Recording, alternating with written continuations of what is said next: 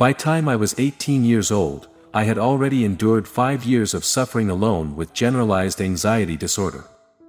As I matured into my teenage years, the increasing weight of anxiety uncomfortably resting on my chest, my ability to speak out flickered like a weak flame.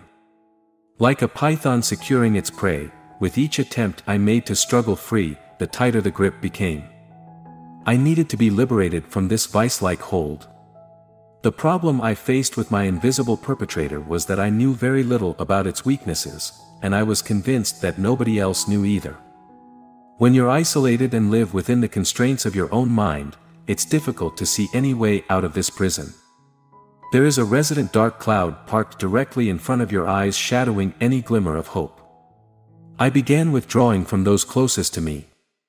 I was scared of hurting other people through actions which were out of my control.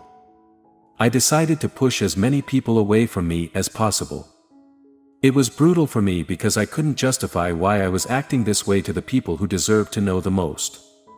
When you're isolated and live within the constraints of your own mind, it's difficult to see any way out of this prison. Anxiety makes you feel different from other people around you. You feel angry, emotionally exhausted, and it makes everyday life excruciatingly painful to endure. I know, because I've been there, I've been right where you are.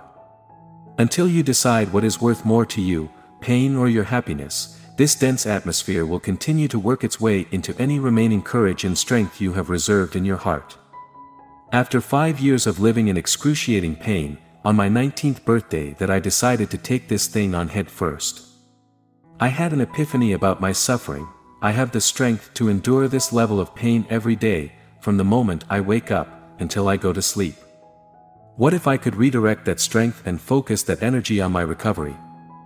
The first step was removing anxiety's advantage over me, its invisibility. I decided to humanize my illness. I called the collective experience of anxiety my gremlins. Gremlins can be defeated, they can be trained, and they can be managed.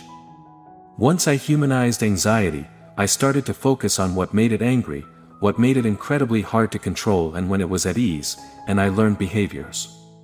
My gremlins were the most hurt and neglected parts of me that I failed to care for over the years. I understood why I found it difficult to pick up the phone or leave my house some days, because these broken pieces of me were never repaired. Finally, I was willing to speak about what was going on in my head. The first time I admitted that I wasn't alright out loud was the most terrifying experience of my life, but it's the reason why I'm alive right now. Anxiety makes everyday life excruciatingly painful. I communicate about my illness with people who I trust. Because of this, I have formed the strength which has kept me going. Speaking out saved my life, and if you're reading this and you feel alone because of your pain, I encourage you to do the same.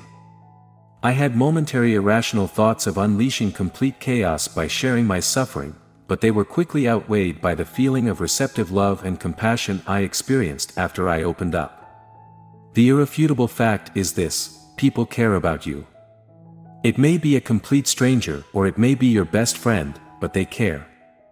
Focus on what you have complete control over, your choice to speak out and share your story.